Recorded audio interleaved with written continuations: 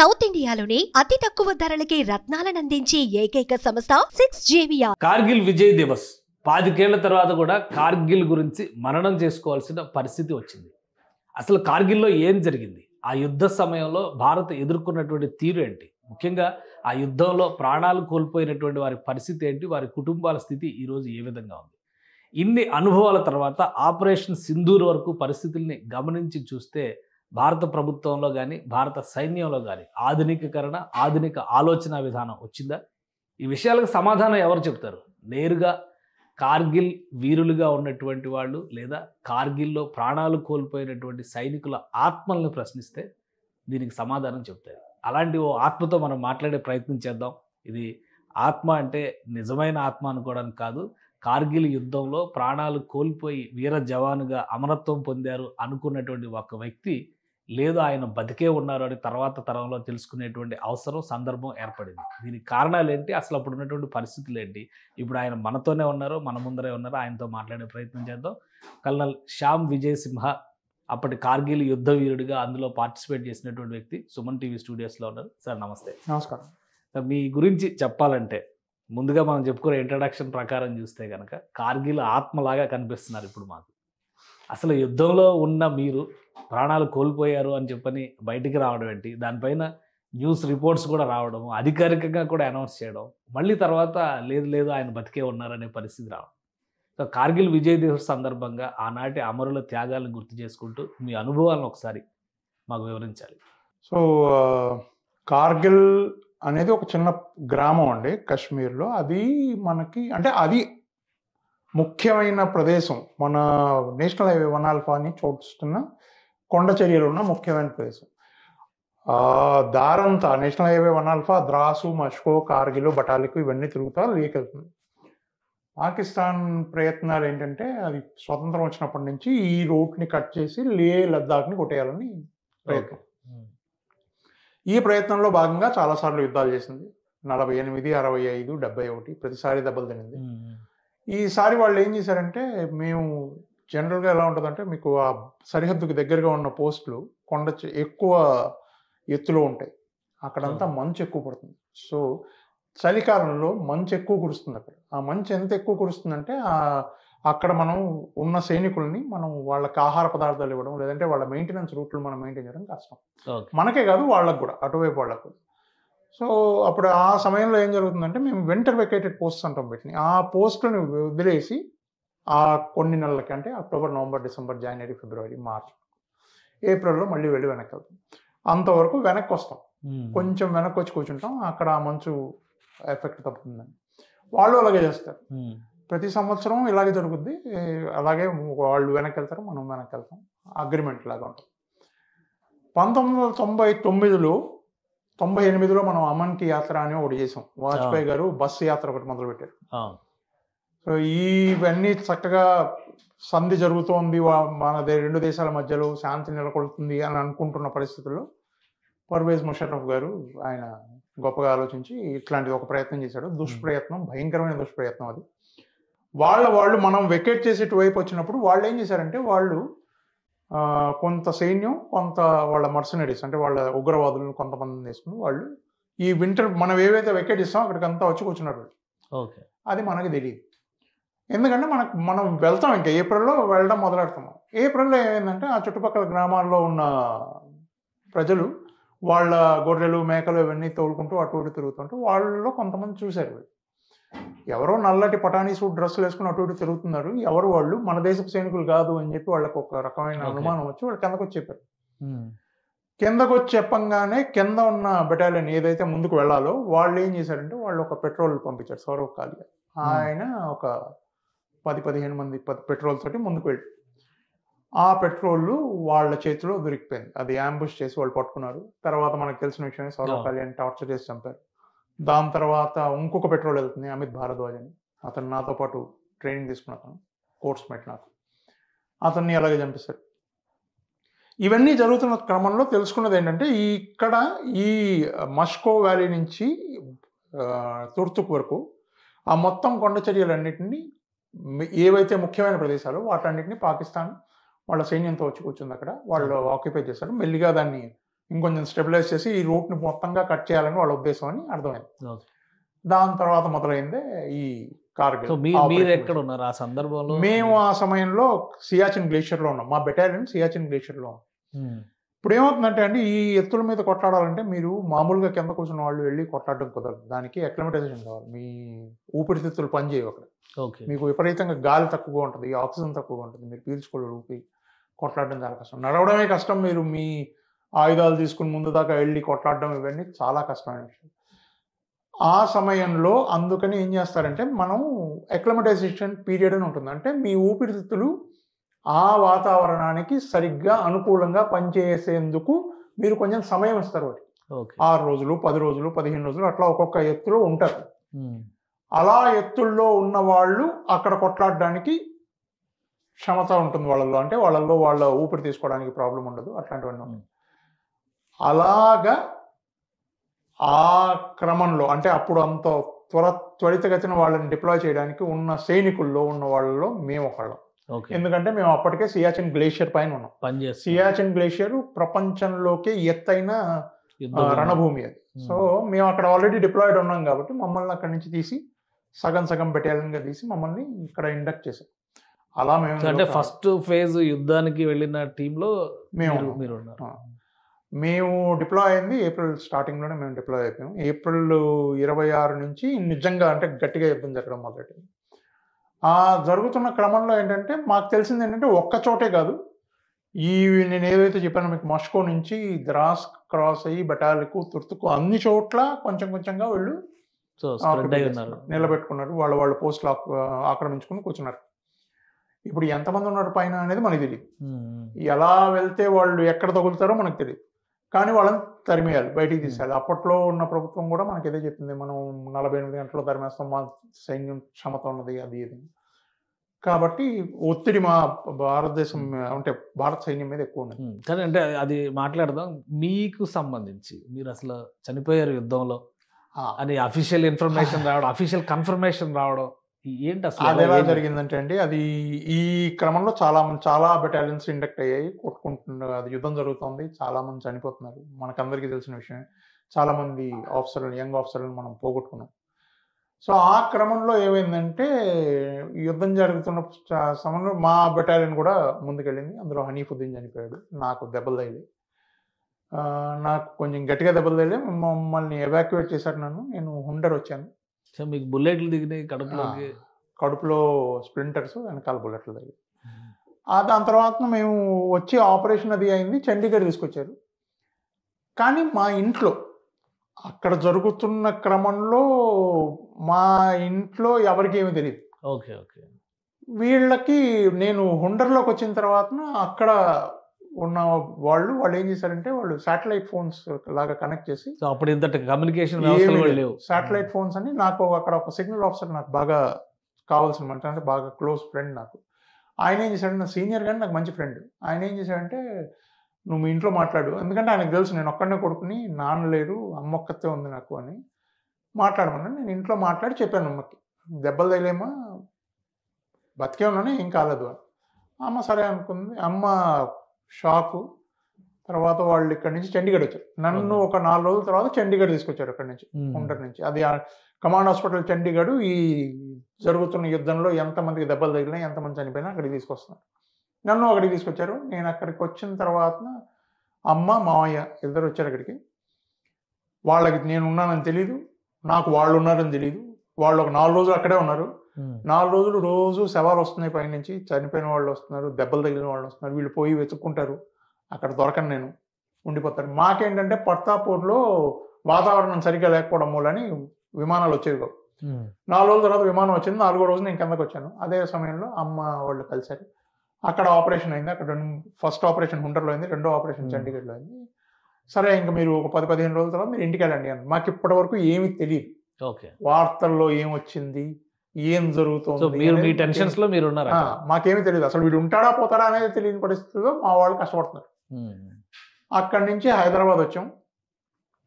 హైదరాబాద్ వచ్చిన తర్వాత sick leave అని ఇస్తారు మాకు. హైదరాబాద్ వచ్చాం, మేము ఇంట్లో ఉన్నాం. హైదరాబాద్ మెడికల్ హాస్పిటల్లో నాకు నా ఫర్దర్ రెఫరల్స్, ట్రీట్మెంట్లు అవి ఎక్కడ దొరుకుతాయి. సో ఆ రోజు వెళ్ళి రెఫరల్ ఉండింది. నేను నడిచే పరిస్థితుల్లో లేను. సో వీల్ చైర్ స్ట్రెచర్ మీద తీసుకెళ్ళారు.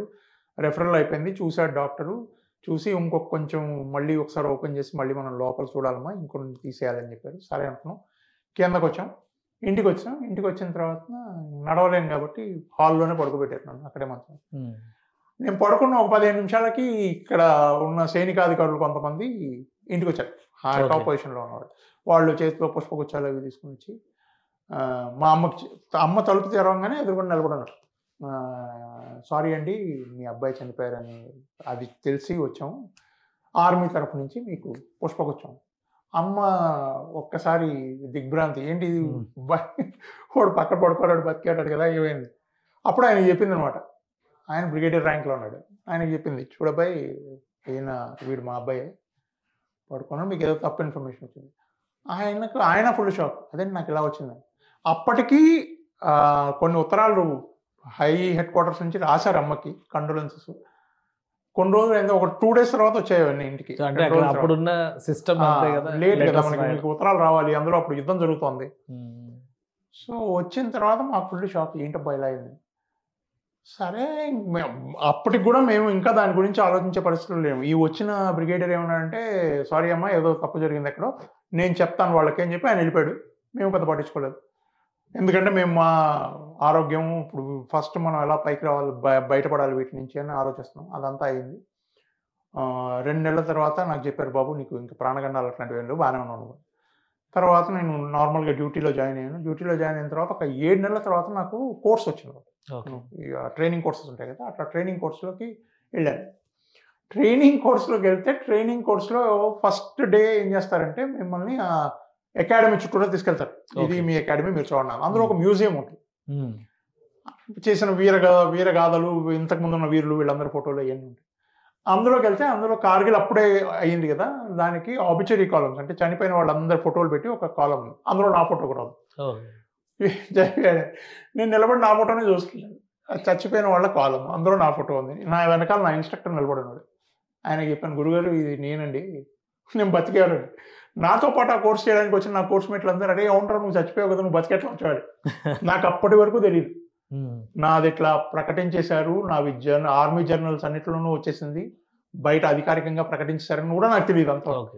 అప్పుడు ఫస్ట్ టైం నాకు తెలిసింది, ఓహో ఇది చాలా దారుణంగా అన్ని చోట్ల తెలిసిపోయిందని. దాని తర్వాత నా ఇన్స్ట్రక్టర్ తీసుకుని దాన్ని వేరే వాళ్ళకి చెప్పడం, దాని తర్వాత అధికారికంగా ప్రకటించడం, బాబు లేదునైనా ఇటు బతికే ఉన్నాడు, మీరు కంగారు పడాల్సిన అవసరం లేదని. అలా జరిగింది అనమాట. ఇది ఎందుకు జరిగింది అంటే, కొన్ని సమయాల్లో ఎలా ఉంటుందంటే అండి, అక్కడ మీరు ఇప్పుడు నేను మీకు చెప్పినట్టే రకరకాల, నా కన్ఫ్యూజన్లో నేను ఉన్నాను, బతకాలి నేను ఫస్ట్ అని. రకరకాల వార్తలు వస్తూ ఉంటాయి. యుద్ధం జరుగుతుంది, చాలామంది చనిపోతున్నారు, కొంతమంది గాయాలతో వస్తున్నారు, అందరినీ రీహాబిలిటేట్ చేయాలి, ఫ్యామిలీస్ని చూస్తూ ఉండాలి. ప్లస్ మనకి ఇంటర్నేషనల్ ప్రాజెక్ట్ కూడా ఉంటుంది. అన్ని రకాలుగా చూస్తున్నప్పుడు ఎక్కడో ఒక చిన్న లోపం ఎక్కడో జరిగి ఉండాలి, లేదా ఏదన్నా మిస్ప్లేస్ అయి ఉండాలి, దానివల్ల అలా చెప్పి ఉండాలి. అంతేగాని కావాలని జనరల్గా ఎవరు చేయరు. కానీ అలా జరిగింది, నాతో జరిగింది కాబట్టి నేను చెప్తున్నాను. కానీ అలా జరిగింది. తర్వాత మళ్ళీ మీరు సర్వీస్ లోకి వెళ్ళారా? నాది మామూలుగానే, దాని తర్వాత అది కంటిన్యూ అయింది. అప్పుడు ఏ ర్యాంక్ లో ఉన్నారు? తర్వాత నేను అప్పుడు కెప్టెన్ గా ఉన్నాండి. దాని తర్వాత ఇంకా కంటిన్యూ అయ్యి మేజర్, లెఫ్టినెంట్ కల్నల్ దాకా వెళ్ళారు. అంటే ఆరోగ్యపరమైనటువంటి ఏ రకమైన అట్లాంటివి లేవు. లోపల ఇంకా ఒక 3 ఉన్నాయి నాకు స్ప్లింటర్స్. ఇంకా అవి వీళ్ళు ఆపరేషన్లు అవి చేసి బయటకు తీసేపటికి ఆయన ఏం చెప్పాడంటే, డాక్టరు ఇప్పటికి అవి ఉంచేద్దాం బాబు, ఇంకా లోపల ఉన్నవన్నీ చాలా మటుకు క్లీన్ చేసాం, ఇది లోపల ఉంచేద్దాం, ఇప్పుడు దాన్ని మళ్ళీ కెలికి అదంతా తీయాల్సినంత అవసరం లేదు, దానికి మీకు లోపల ఏ ఉన్నా దాని చుట్టుపక్కల ఆయన చెప్పింది ఏంటంటే ఫైబరోసిస్ అని ఒకటి జరుగుతుంది, ఫైబర్ ఫామ్ అయిపోతుంది, అది దానివల్ల నీకేం ఇబ్బంది ఉండకూడదు, ఒకవేళ నిజంగా నీకు ఇబ్బంది కలిగిన రోజు వస్తే అప్పుడు చూద్దాంలే అని. అందుకని ఇప్పటికీ మీకు లోపల 3 బుల్లెట్లు అలాగే ఉన్నాయి, అవి మేము నడుస్తాం. 25 ఏళ్ళు అయిపోయింది. సో ఒక్కసారి వెనక్కి తిరిగి చూస్తే ఈ కార్గిల్ యుద్ధం కానీ, అప్పుడున్న దేశ పరిస్థితులు కానీ, అప్పుడు చేసిన మీ పోరాటం కానీ ఇప్పుడు ప్రయోజనవంతం అయింది అనేటువంటి విశ్వాసం కలుగుతుందా? ఇప్పుడు ఒకటి ఉందండి, ఇందులో ఏంటంటారంటే, మనం ఏదో సాధిద్దామని నిజంగా దేశభక్తులు కొట్లాడు, నేనేదో సాధించేస్తాను, నా వల్ల ఇంత గొప్ప మార్పు వస్తుంది, లేదా దీనివల్ల ఇంత జరుగుద్ది అని ఎవడో అనుకుని యుద్ధాలు చేయదు, మొదటి విషయం. రెండో విషయం, మన దేశం మీదకి ఎవరైనా వస్తూ ఉంటే ఊరికినే కూర్చుని చూసేది నిజంగా దేశభక్తుడు లక్షణం కాదు. ఆ సమయంలో ఉన్న యువత చాలామంది, మీరు కనుక వాళ్ళని చూసుంటారు, నాతో పాటు ఉన్నవాళ్ళు, నేను వాళ్ళతో పాటు కొట్లాడిన వాళ్ళు చాలామంది చనిపోయారు. వాళ్ళని చూస్తే మనకు అనిపిస్తుంది నిజంగా ఇంత పౌరుషంగా కొట్లాడతారా, ఇంత ముందుకు వెళ్ళిపోతారా, ఏమైతే అదైంది అన్న లెవెల్. నేను మీ ఎదురుగుండా కూర్చున్నాను కాబట్టి నేను చెప్తా ఉంటే మీకు నేను చెప్తున్నాను అనుకుంటారు, కానీ నేను మా వాళ్ళ గురించి చెప్తున్నాను. నాతో పాటు ఉన్నవాళ్ళు, ఇప్పుడు లేని వాళ్ళు. అది ఒక రకమైన ఏమంటారు దాన్ని, దేశం అంటే మాకు దేశం గురించి ఏం చేయడానికైనా వాళ్ళు సిద్ధంగా ఉంటారు. అది మొదటి. రెండో విషయం, అప్పటికి ఇప్పటికీ చాలా మార్పు వచ్చింది. సైన్యంలోనూ మార్పు వచ్చింది, ఆలోచన విధానంలోనూ మార్పు వచ్చింది, ఆయుధాల్లోనూ మార్పు వచ్చింది. మీరు చూసుంటారు ఆపరేషన్ చాలా మార్పు వచ్చింది. కానీ ఆపరేషన్ సింధూర్కి దీనికి తేడా ఏంటంటే అవి కొండల్లో జరిగింది, ఇవి కొండల్లో జరగలేదు. తేడా కొండల్లో ఈ యుద్ధం చేయడానికి మనం అంటే భారత సైన్యం కార్గిల్ వల్ల ప్రపంచాన్ని నిరూపించింది ఏంటంటే పర్వత శ్రేణుల్లో కొట్లాడగలిగిన సైన్యాల్లో ప్రపంచంలో మొట్టమొదటి పొజిషన్లో ఉండేది భారతదేశం. మన సైన్యం కొట్లాడినట్టుగా అక్కడ ఎవరు కొట్లాడారు. మన సైన్యానికి ఉన్నంత నిపుణత మౌంటైన్ వార్ఫేర్ మీద ఇంకెవరికి లేదు. ప్రపంచంలోనే మనం బెస్ట్. మౌంటైన్ వార్ఫేర్లో మనం బెస్ట్. ప్రపంచంలోనే ఇంకెవరు మనలాగా కొట్లాడారు. మీరు దాన్ని టీమ్ బాండింగ్ అనుకోండి, లేదంటే టీం లాగా కొట్లాడడం అనుకోండి, నాయకత్వం అనుకోండి, లేదంటే వీళ్ళకి ఉన్న ఆ పట్టు అనుకోండి. ఎందుకంటే ప్రతి వాడి టీంని, అందులో ఉన్న వాళ్ళందరూ ఆఫీసర్లు అందరూ ముందుకెళ్ళారు. వాళ్ళు ఆఫీసర్లు ముందుకెళ్తా ఉంటే జవాన్లు వాళ్ళకై వాళ్ళే ముందుకెళ్తారు. ఎందుకంటే ఆయన లీడ్ చేసే ఆయనే అందరికంటే ముందు నడుస్తున్నాడు కాబట్టి మేము వెళ్తాం. ఒకటి. రెండు, లక్ష్యం. ఈ లక్ష్యాన్ని మనం సాధించాలి అని వాళ్ళకి చెప్పిన దానికి ఒక్క సెంటీమీటర్ ఇటు 1 సెంటీమీటర్ అటు కదలకుండా వెళ్ళారు. మేము ఇది చేయాలి అన్న దృక్పథంతో ముందుకెళ్ళారు. ఇది రెండు. అంటే విల్ పవర్ అంటాం కదా మనం, నిర్ణయించుకున్న దాన్ని సాధించాలి. అది. మూడు వచ్చి ఆ ప్రదేశాల్లో ఎలా కొట్లాడాలి అన్నది మన దేశపు సైన్యానికి మనం ఇస్తున్న శిక్షణ, ట్రైనింగ్. ఇవి ఈ మూడిటి వల్ల మన సైన్యం పర్వత శ్రేణుల్లో కొట్లాడగలగడంలో ప్రపంచంలో నంబర్ 1. అందులో తేడా. మన సైన్యం అప్పుడు యుద్ధం జరిగిన సందర్భంలో కొంతమంది, ఇప్పుడు మీరు సౌరవ్ కాలియా గురించి ప్రస్తావించారు. కేవలం 22 ఏళ్ళు 23 ఏళ్ళ వయసులో ఆయన్ని చాలా దారుణంగా చిత్రహింసలు పెట్టి చంపేశారు. తర్వాత యుద్ధం జరిగిన సందర్భంలో కూడా చాలా మంది పేర్లు వచ్చినాయి. కొన్ని సినిమాలు కూడా తీశారు. ఇప్పుడు విక్రమ్ బాత్రా. ఇట్లా మీతో కలిసి చేసినటువంటి అలాంటి యోధులు ఎవరైనా ఉన్నారా? నాతో కలిసి చేసిన వీళ్ళందరూ నాతో కలిసి చేశారు. కానీ నేను మనోజ్ కుమార్ పాండే, ఎంకే పాండే, పరమ్వీర్ చక్ర ఈయన మేమిద్దరం మంచి స్నేహితులం. ఒకే కోర్సు ప్లస్ ఒకే రూమ్లో ఉండేవాడు. ఆయన బెటాలియన్ నుంచే మేము సియాచిన్ గ్లేషియర్ అని చెప్పాను కదా, సియాచిన్ గ్లేషియర్లో వాళ్ళ బెటాలియన్ నుంచే మేము వాళ్ళ పోస్ట్ టేక్ ఓవర్ చేస్తున్నాం. వీళ్ళు వెళ్ళిపోతున్నారు పీస్ స్టేషన్కి, వాళ్ళు బెటాలియన్ వెళ్ళిపోతుంది. ఆ సమయంలో ఇది జరిగింది కాబట్టి వీళ్ళు అప్పుడే దిగారు కదా, వీళ్ళంతా ఎక్లమటైజ్ కాబట్టి వీళ్ళందరిలోకి పోసారు. అతని లాంటి మనిషిని నేను చాలా తక్కువ చూశానండి. అంటే చూడలేదని కాదు, చూశాను. కానీ అటువంటి వాళ్ళని మీరు చాలా అరుదుగా చూస్తారు. వీరత్వం, నిశ్చయం, భయం లేకపోవడం, అస్సలు దేనికి భయపడకపోవడం. అతను మీరు చూస్తే మీకు 5'3", 5'4" ఉంటాడు పొడుగులు. కానీ అతను చేసిన సాహస కార్యం, అక్కడ కాలుబార్ అనే రిడ్జ్ని గెలవడానికి కారణం ఆయనే. ఆయన చేసిన సాహస కార్యం వల్ల ఆ చుట్టుపక్కల టైగర్ హిల్, ఆ కాంప్లెక్స్ అంతా పడిపోయింది. అవన్నీ గెలవడానికి కారణం అనమాట ఆయన. సో ఫౌండేషన్ ఆయన. అతను కొట్లాడినప్పుడు అతనికి వ్యతిరేకంగా, అంటే కింద నుంచి వెళ్తున్నాడు, మొట్టమొదటిగా 30 మందితో వెళ్ళాడు. ఒక 800 మీటర్లో 1 కిలోమీటర్ దాకా వెళ్ళి ఉంటాడు. అందులో సగం మంది చచ్చిపోయారు. దాని తర్వాత ఇంకొక 300, 400 మీటర్లు వెళ్ళాడు, 7 బతికారు అంతే. ఆ 7లో ఈయన రేడియో ఆపరేటర్. ఇంకో 200 మీటర్లు వెళ్తాడు, ఈయన రేడియో ఆపరేటర్, ఇద్దరే బతికారు. ఆ రేడియో ఆపరేటర్కి చెప్తాడన్నమాట, చూడు బాబాయ్ 2 రోజులు అలా కూర్చుంటాడు కదలకుండా. దాని తర్వాత రేడియో ఆపరేటర్కి చెప్తాడు, చూడన్నా నువ్వన్నా వెనక్కెళ్ళు, చెప్పు వాళ్ళకి మనకి రీఎన్ఫోర్స్మెంట్లు కావాలి, ఇప్పుడు మనం చేయగలిగింది ఏం లేదు, వాళ్ళ పైన ఎంతమంది ఉన్నాడు నాకు తెలియదు. ఇప్పుడు నువ్వు కనుక వెనక్కి వాళ్ళకి ఎవరో ఒకళ్ళు వెనక్కెళ్ళాలి, నువ్వు వెనక్కెళ్ళు వాళ్ళకి చెప్పి ఇట్లా జరుగుతుందని, నేను ఇక్కడే ఉన్నాను, వాళ్ళని కిందకి రాకుండా నేను చూసుకుంటాను, నువ్వు వెళ్ళు. ఎంత ధైర్యం కావాలి, పైన ఎంతమంది ఉన్నాడో మనకు తెలియదు, కొండపైకి ఎక్కుతూ కొట్లాడడం అనేది చాలా కష్టమైన విషయం. అక్కడ కూర్చున్నాడు. దాని తర్వాత జరిగిన విషయం మనకి చెప్తేనే మాట్లాడుతుంటేనే కళ్ళలో నీళ్ళు వచ్చేస్తాయి. అంత గొప్ప విషయం. ఇతని శవాన్ని అంటే అవన్నీ మనం గెలిచేసిన తర్వాత అవంతా వెకేట్ అయిపోయిన తర్వాత మన వాళ్ళు పైకి వెళ్ళి చూసినప్పుడు అక్కడ 8 నుంచి 11 మంది ఆఫ్ఘనీలు, అంటే ఒక్కొక్కడు 6, 4, 6, 5 అడుగులు ఉన్నవాళ్ళు అతని చుట్టుపక్కల బాడీస్ పడి ఉన్నాయి. ఈయన బాడీ కూడా అక్కడ పడి ఉంది. అంటే ఈయన బుల్లెట్లు అయిపోయి, దగ్గరున్న ఆయుధంలో బుల్లెట్లు అయిపోయి, మాకు బేనెట్ అని ఉంటుంది కత్తి, దాంతో కొట్లాడి వాళ్ళని చంపాడు. అంటే ఎంత దమ్ము ఉండాలని, ఎంత ధైర్యం ఉండాలి. అంటే నేను చచ్చిపోతాను అని తెలిసి కూడా తెగించి అక్కడ దగ్గర వెళ్ళిపోయి, అక్కడ అతనిది ఆ ఊరా కాదు, అతనిది ఆ ప్రదేశమా కాదు, ఆ చంపిన వాళ్ళు ఏమన్నా ఇతనికి జాతీయంగా శత్రువులా కాదు, కానీ దేశం, నా దేశం కోసం నేను చచ్చిపోతాను. అలాంటి వాళ్ళని చాలా తక్కువ చూస్తాం మనం. అందులో ఒకడు మనోజ్ కుమార్ పాండే. అతను నేను మర్చిపోను. నా ప్రతి ఇంటర్వ్యూలో చెప్తాది. చాలా గొప్ప మనిషి, నా స్నేహితుడు అని చెప్పుకోవడం నాకు చాలా ఆనందం. అతని తమ్ముడు అతని కజిన్ బ్రదర్ ఎస్కే పాండే, ఆయన కూడా ఆర్మీలోనే ఉన్నాడు. ఆయన కూడా నాకు మంచి స్నేహితుడు. సో ఆయన ఎక్కడ, ఆయన నేటివ్ ఎక్కడ? లక్నో అండి. ఆయన ఉత్తరప్రదేశ్ అతను. మంచి స్నేహితుడు. ప్లస్ అంటే ఎలా చెప్తామంటే విజన్, అంటే ఎక్కువ ఆలోచిస్తాడు అనమాట. ఎలా చేస్తే మనం ఇది అవుతుంది, ఇలా చేస్తే ఇది అవుతుంది, ఇలా కొడితే మనం ఎక్కువ రిజల్ట్ సాధించగలం, అట్లా మాట్లాడే మనిషి అనమాట. మనం చాలా యంగ్ ఏజ్, ఎంత 24 ఏమో చనిపోయాడు, 23, 24 ఏళ్ళలో చచ్చిపోయాడు. సో అంత గొప్ప మనిషి అతను. అంటే కార్గిల్ విజయ్ దివస్ ఇప్పుడు మనం చేసుకున్నాం, 25 ఏళ్ళుగా ఈ విజయ్ దివస్ చేస్తున్నాం. అప్పుడు జరిగినటువంటి నష్టం గురించి మాట్లాడితే, ఇప్పుడు మీరు ఎంకే పాండే గురించి మాట్లాడుతుంటే నాకు కళ్ళలో నీళ్ళు తిరుగుతున్నాయి. విక్రమ్ బాత్రా గురించి, టైగర్ హిల్ గెలిచినాడు, వాళ్ళ సాహసాలు వింటుంటేనే ఒక ఉత్ప్రేరకంలా పనిచేసేటువంటి కథలు అవన్నీ. కానీ దానివల్ల జరిగినటువంటి నష్టాన్ని ప్రభుత్వాలు కానీ లేదా రాజకీయ వ్యవహారాలు కానీ భర్తీ చేయగలిగినాయి ఈ దేశానికి సంబంధించి అంత వీరపుత్రుల్ని కోల్పోయినటువంటి సందర్భాన్ని? ఒకటి వాళ్ళ ఇప్పుడు మనిషి పోయిన తర్వాత ఆ లోపం మీరు భర్తీ చేయలేదు, మొదటి.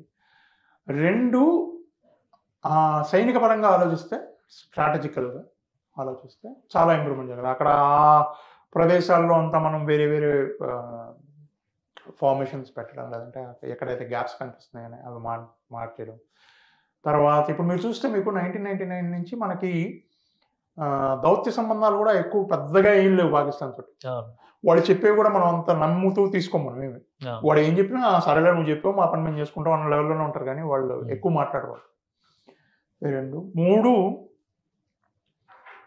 భర్తీ చేయడం ప్రభుత్వం లేదా వేరే వాళ్ళు, అంటే ఒక్కొక్క రాష్ట్రం ఇప్పుడు నేషనల్ లెవెల్లో ఏం చేశారో తెలియదు నాకు, కానీ స్టేట్ లెవెల్లో స్టేట్ గవర్నమెంట్స్ సపరేట్గా ఏవో చేశారు. అంటే ప్రాణాలు కోల్పోయిన వాళ్ళకి వాళ్ళ కుటుంబీకులని కొంతమందికి ఉద్యోగాలు ఇవ్వడం, లేదంటే వాళ్ళ వెల్ఫేర్ ఏదో చూడడం, వాళ్ళకి డబ్బులు ఎక్కువ ఇవ్వడం, అలాగా ప్రతి చోట ఏదో ఒకటి కొద్దో గొప్ప చేశారు. కానీ నేను చూసిన వాళ్ళని, అంటే ఇట్లాంటి వాళ్ళని, వీళ్ళ వీరత్వానికి మనం వాల్యూ అట్లా ఉండాలి. అంటే మన దగ్గర ఉన్నాడు కదా పద్మపాణి ఆచార్య. ఆయన అంటే మీకు తెలుసు పైన నిలబడున్నాడు. 5 ఆఫీసర్లు ఒకే దారిలో వెళ్తే ఒకేసారి చనిపోయారంటే మాటల, అంటే ఎంత ధైర్యం ఉండాలి. వాడు పైన కూర్చోన్నాడు, వాడు కాలేస్తే నేను చచ్చిపోతాను నాకు తెలుసు, నేను వెనక్కి రాను నాకు తెలుసు. మేడం అంటే వాళ్ళ ఆవిడ, ఆయనకి కూతురు పుట్టాలి ఆ సమయంలో, అది కూడా తెలుసు ఆయనకి. అయినా ఆయన దేశం, ఆయన బెటాలియన్, ఆ బెటాలియన్కి నేను పేరు తెచ్చుకోవాలి, నా దేశానికి పేరు రావాలి అని చెప్పి ముందుకెళ్ళినాడు. అంటే మాట్లాడాలి. అలాంటివి మనం పూర్తి భర్తీ చేయడం కష్టం, కానీ ప్రభుత్వాలు నాకు తెలిసి వాళ్ళు ఎంత చేతనైతే అంత మనిషిని తేలేం, కానీ ఎంత సాయం చేయగలిగితే అంత చేశారని అనుకుంటున్నాను. అంటే పద్మపాణి ఆచార్య గారి కుటుంబాన్ని కూడా ఈ మధ్య మళ్ళీ నిన్నగా మొన్న అనుకుంటూ వచ్చి సైన్యం తరపున, ప్రభుత్వం తరపున వాళ్ళ కుటుంబాన్ని గ్రీట్ చేసి వెళ్ళారు. సో అలాంటి వాళ్ళని గుర్తుపెట్టుకుంటున్నాయి, మన పాలన వ్యవస్థలు గుర్తుపెట్టుకుంటున్నాయి అనేటువంటి విషయం కూడా ప్రజలకు చాలా మంది తెలియదు. ఇప్పుడు ఈ రోజు మీకు గవర్నర్ రాజ్భవన్ లో సన్మానం జరిగింది కార్గిల్ విజయ్ దివస్ సందర్భంగా. సో ప్రభుత్వాలు తగిన గుర్తింపుని, తగిన గౌరవాన్ని ముఖ్యంగా ఆర్మీ కుటుంబాలకి ఇస్తున్నాయా? అలా చూస్తే మీరు ప్రతి ఉత్సవంలోనూ, ప్రతి ఫంక్షన్స్లోనూ, ప్రతి ఫెస్టివల్స్లోనూ యూనిట్లు పిలుస్తున్నాయి, ప్రభుత్వాలు పిలుస్తున్నాయి. ఈరోజు మీరు చెప్పినట్టు ఈరోజు కార్గిల్ విజయ్ దివస్కి ఆంధ్రప్రదేశ్లో ఉన్న తెలంగాణలో ఉన్న వాళ్ళందరినీ పిలిచారు. సో అలాగా ప్రభుత్వాలు చేస్తున్నాయి, ప్రభుత్వాలు పిలుస్తాయి, ప్రభుత్వాలు సన్మానాలు అవి చేస్తుంటే వాళ్ళకి చేయూతనిస్తూ ఉంటాయి. ప్లస్ మాకు సైన్యంలో సైనిక్ వెల్ఫేర్ బోర్డులు, జిల్లా సైనిక్ వెల్ఫేర్ బోర్డు అని ఉంటాయి, అవి వాళ్ళు చేస్తూ ఉంటారు. జిల్లా సైనిక్ వెల్ఫేర్ బోర్డులు వాళ్ళు ఇట్లాంటి ఈవెంట్స్ ఏమైనా ఆర్గనైజ్ చేస్తే వాళ్ళని పిలుస్తారు, వాళ్ళకి ఏమైనా సాయం కావాల్సి వచ్చినా నిలబడి చేస్తారు. ఇది కాకుండా అన్నిటికంటే ముఖ్యమైన పాత్ర పోషించేది యూనిట్స్. ఓకే. ఆ ఆఫీసరు లేదా ఆ జవాను ఏ యూనిట్ వాడు అవుతాడు, ఆ యూనిట్ వాళ్ళు, ఆ రెజిమెంట్ వాళ్ళు వాళ్ళ కోసం ఎప్పుడు వెనుదనగా నిలుస్తారు. అది చాలా గొప్ప విషయం. అదంటే వాళ్ళు ఒక పరివారంలాగే ఉంటారు, వీళ్ళు ఉన్నంతకాలం వాళ్ళు ఉన్నంతకాలం. సో ఒక పరివారం లాగానే చూస్తారు, వాళ్ళు మా వాళ్ళే, నా ఫ్యామిలీ అని చూస్తారు అన్నమాట. కాబట్టి అలా చూస్తే బాగానే ఉంటుంది. అంటే మనిషి లేడు, మనిషి రాడు, అది మనం ఏం చేయలేం. అది కాకుండా నాకు తెలిసి మిగతావన్నీ చేస్తున్నారని అనుకుంటున్నాను. సో ఇప్పుడు ఈ 25 ఏళ్ల తర్వాత చూస్తే యుద్ధతంత్రంలో అయినా మీరు కూడా నాకు కొన్ని మార్పులు వచ్చినాయి అని చెప్పని, కార్గిల్ వార్తో పోలి చూసినప్పుడు ఆపరేషన్ సింధూర్ వరకు మనం చూస్తే మన సైన్యానికి తగినంత భద్రత, భరోసా, ముఖ్యంగా ప్రాణ నష్టం విషయంలో మనం ముందడుగు వేసాము, ఒక అచీవ్మెంట్ సాధించగలిగామని అనుకోవచ్చా? ఎందుకంటే కార్గిల్ వార్లో చాలామంది, దాదాపు 3000-4000 మంది వీర జవాన్లు, అందరూ కూడా అధికారులు కూడా చాలామంది ప్రాణాలు కోల్పోయారు. ఇప్పుడు ఏంటంటే మీరు ఆ రణరంగాన్ని, భారతదేశ వైవిధ్యం ఏంటంటే మీకు భారతదేశంలో ఉన్న రణభూములు ఒకదాన్ని ఇంకోదాంతో పోల్చలేరు మీరు. ఓకే. నార్దర్న్ బోర్డర్స్లోకి వెళ్తే అన్ని కొండలు, వెస్టర్న్ బోర్డర్స్లోకి వస్తే అంత మైదానాలు, ఈస్టర్న్ బోర్డర్స్లోకి వెళ్తే అంత బురద, కొంచెం చిన్న చిన్న కొండలు, తర్వాత వెదురు అడవులు. సో ఒకదాంతో ఇంకోదాన్ని మనం పోల్చలేం. ఇప్పుడు అలా చూస్తే సాంకేతిక పరంగా మనం చాలా అభివృద్ధి చెందాం. మనం ఇప్పుడు అక్కడికి వెళ్ళి ఎదురుగుండా నిలబడి కాల్చుకోవాల్సిన అవసరం లేదు. మన దగ్గర ఉన్న వెపన్స్ తోటి, మన దగ్గర ఉన్న ఆయుధాలతోటి ఎక్కడో కూర్చుని మనం ఒక బటన్ వేస్తే అది వెళ్ళి పడుతుంది. అలాంటివి జరుగుతున్నాయి. రెండు, అప్పటికీ ఇప్పటికీ ఒకటి సాంకేతిక నిపుణత బాగా పెరిగింది, రెండు తంత్రం కూడా బాగా పెరిగింది. వాళ్ళవి మారిపోయి ఉంటాయి, శత్రు సైన్యాన్ని కూడా మారిపోయి ఉంటుంది, మనవి చాలా మారాయి. మూడు, ఆ సమయంలో మన ఇన్ఫ్రాస్ట్రక్చర్, మన రోడ్లు లేదంటే ఎయిర్పోర్ట్లు ఇట్లాంటివి అప్పుడు ఇంకా అంతగా పెరగలేదు, పెరుగుతున్నాం, అప్పుడు అభివృద్ధి చెందుతున్నాం. ఇప్పుడు చాలా మటుకు జరిగాయి, చాలా ఎక్కువ పద్ధతులు జరిగాయి. కాబట్టి మనకి ఇప్పుడు సప్లై లైన్స్ బాగానే మెయింటైన్ చేస్తాం. 4, మీరు ఆలోచిస్తే అప్పటికి ఇప్పటికీ విజ్ఞానంలో కానీ లేదంటే వీరత్వంలో కానీ ఆ పందా మారిపోయింది. అంటే మనం ఎలా చూస్తాం, ఇంతకుముందు మనం ఎలా చూసామంటే స్నేహం పెంచుకుందాం, సంధి చేద్దాం, అలా చూసి అదే పందాలో ముందుకెళ్ళాం. ఇప్పుడు అలా కాదు. స్నేహం వాళ్ళు ముందుకు వస్తే మనం 4 అడుగులు వేస్తాం, మనకేం బాధలేదు. కానీ ఆ 4 అడుగులు ముందుకేసినా లేదా ఒక్కడుగు వెనక్కి వేసినా మన వెనకాల ఎప్పుడు మనకు కంటిన్యూన్సీ ప్లాన్, అంటే మనం వెనకాల ఎప్పుడు సిద్ధంగా ఉంటాం అన్నమాట యుద్ధం చేయడానికి. మీరు రండి, మీరేమన్నా మాతో మాట్లాడాలనుకుంటే మాకేం బాధలేదు, మాట్లాడతాం. కానీ పిచ్చి ప్రయత్నాలు ఏమన్నా చేస్తే ప్రతిక్రియ భయంకరంగా ఉంటుంది అని చెప్పడానికి మనం సిద్ధంగా ఉన్నాం. అదే మీరు చూస్తుంది ఆపరేషన్ సింధూర్ కానీ లేదంటే ఇంతకుముందు బాలాకోట్ సర్జికల్ స్ట్రైక్స్ కానీ, మీరు ఏ చిన్న విషయంలో తప్పు చేసినా మీకు దాని ప్రతిఫలం ఇమ్మీడియట్గా, అంటే అప్పటికప్పుడే తెలిసిపోతుంది. సో ఆ రకంగా తెగించడం చాలా మార్పు వచ్చిందని కదా. అది 5వ విషయం ఏంటంటే మనం గ్లోబల్ పవర్గా ఎదుగుతున్నాం. ఇప్పుడు అమెరికా ప్రతి చోట వాళ్ళ సైన్యాన్ని నిలబెట్టి ఎట్లాగైతే అన్నిటినీ మేనేజ్ చేయాలని అనుకుంటుందో ఆ స్థాయికి ఎకనామికల్ గాను సైనిక పరంగాను మనం కూడా పెరుగుతున్నాం. సో కార్గిల్ యుద్ధంలో మీ సన్నిహితుల్ని కోల్పోయిన సందర్భాలు కానీ, మీరు స్వయంగా గాయపడినటువంటి పరిస్థితులు, ఇవన్నీ చూసిన తర్వాత మళ్ళీ ఈ దేశానికి ఒక సైనికుడిగా వెళ్ళాలంటే మీరేం చెప్తారు? తప్పకుండా వెళ్ళాలి. భారతదేశానికి మనకున్న, ప్రపంచంలో మనకున్న కొద్ది దేశాలు, కొద్ది కూడా కాదు, 3-4 దేశాలు ఏమో లెక్కటచ్చు, ఇంత గొప్ప చరిత్ర, ఇంత గొప్ప సంస్కృతి, ఇంత గొప్ప విలువలు ఉన్న దేశం చాలా తక్కువ ఉంటాయి. ఈ దేశం గురించి ఏదో చెప్పారు, రోమ్లో యుద్ధం జరుగుతున్నప్పుడు వాడు చెప్తాడు, వాడు ఏమంటాడంటే హెరిటోస్ ఏదో పేరు వాడిది, వాడు ఏమంటాడంటే మనిషికి ఇంకెంతకంటే గొప్ప విషయం ఏముంటుంది, నా ఫాదర్స్ అంటే నా తల్లిదండ్రులు లేదా నా పూర్వీకుల యాషెస్, వాళ్ళ బూడిద, 2 నా దేశంలో ఉన్న మందిరాలు, అవి ఏ మందిరమైనా కావచ్చు, దేవుడిది కావచ్చు లేదా చర్చ్ కావచ్చు, మసీద్ కావచ్చు, ఏదైనా కావచ్చు, వీటి గురించి వీటి కోసం కొట్లాడడం కంటే గొప్ప విషయం ఉంది.